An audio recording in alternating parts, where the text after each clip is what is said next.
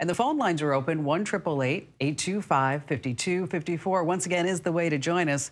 And when you're calling in, there's Andrew Babinski in the Kim Komando Show Man Cave. Hello.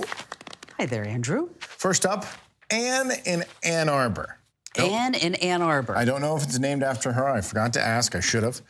She has a couple of photos that she needs help organizing. A couple of photos? She has 20,000 photos on her phone. Wow. See, now, I would think, that's a pretty big number. But we have 15,000 photos in our Shutterfly account. Because you take a lot of pictures. Before my son was born, who's only 3.5, we had 3,000.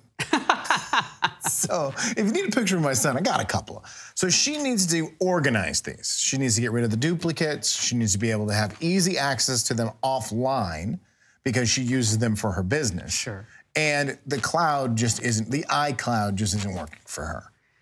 Well, Apple Photos is really good.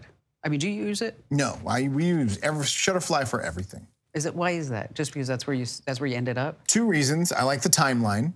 So I upload photos once a month from my phone. I clean out my phone and put it on Shutterfly. Wow, so you're like really organized at this. Yeah, because I like the timeline. So if, that happened October 2017, obviously it's either gonna be the October or the November file, so it's quick to access. And they also have the facial recognition. And does it work? Yes. That's good. As long as you're due diligent with it, as long as you go in and say, these photos are Grandma, these photos are Uncle Rob, then it starts learning it and separating itself. Now, it used to be that on Shutterfly, it was free if you bought something. Yes, now it's just free. So you don't have to buy like one thing a year anymore. But you do. I mean, you have the app on your phone and you get something free, quote unquote. And I'm not trying to blow up your spot, Shutterfly, but I know it's not free. It's a magnet. Shipping and handling's $13. I understand what you're doing.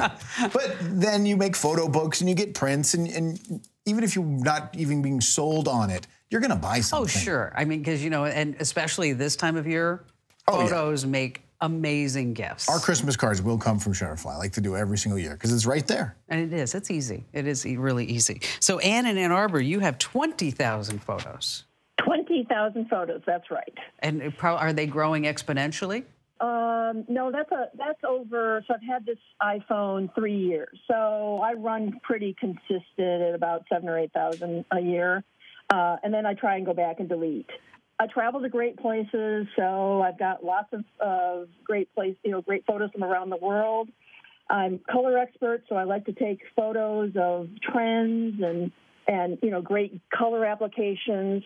But I need to have access to like the full-size photo on my laptop as I'm creating presentations and documents, for clients. So are you an interior designer? Is that it? Architect? No, I'm in marketing, so I'm on the front edge of like whatever's happening in terms of consumers and trends. And so what is going to be the hot color in 2018? There's the whole gender bending, like pink. I'm sure we've all heard about the millennial pink. Right. And so that's coming up. But what's really interesting is, so the colors, we're in so much chaos as a society right now. But the colors are kind of trending towards neutrals. Are they? Because they kind of need to be calmed.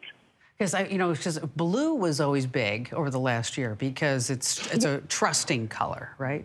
Exactly. In fact, we put our finger on the trend of blue back in 2014 for 2016 and 17. And by the way, that color has lasted longer than the color group I work with would have predicted, because people like blue. Blue makes everybody feel good.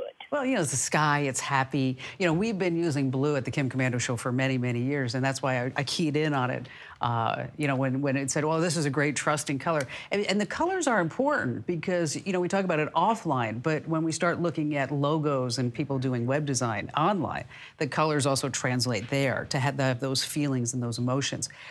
Let's talk about your photos real quick. There are a couple of standards when you start talking about professional photo organizing and getting rid of duplicates and being able to look at, like you said, you're traveling around the globe, taking these fantastic photos, and that you have all this data and the metadata in the photos, right? Yes. When you start looking at professional organization, there aren't too many choices. Google Photos may not be good enough for you. Definitely Shutterfly isn't. right? Right, and I will tell you that I do use Google Photos as like a cloud backup, but I really am only going to feel secure when I have a good laptop backup. Well, and you also want to make sure you have a backup of that one too, just in case, because hard drives die, right? Of course. But you know, a couple of things for you to take a look at. I was looking at Adobe Lightroom. It's what a lot of professional photographers use in order to organize their photos. There's also a relatively new site called Mylio, and it's M-Y-L-I-O. It's actually been around for a couple of years. But for $10 a month, you get over 100,000 photos. But it really is excellent in the organization of these photos so that you could pinpoint by location, by timeline. You could actually organize it by colors. It will help eliminate the duplicates. So, you know, this isn't something for the average Joe who just has a couple of 100 pictures and they want to take a look at it. But if you've got a collection of photos and you need to organize this and streamline it, take a look at Mylio, that's M-Y-L-I-O, or you go for the guns and you get Adobe Lightroom. Thank you so much for your call and your insight into the colors next year.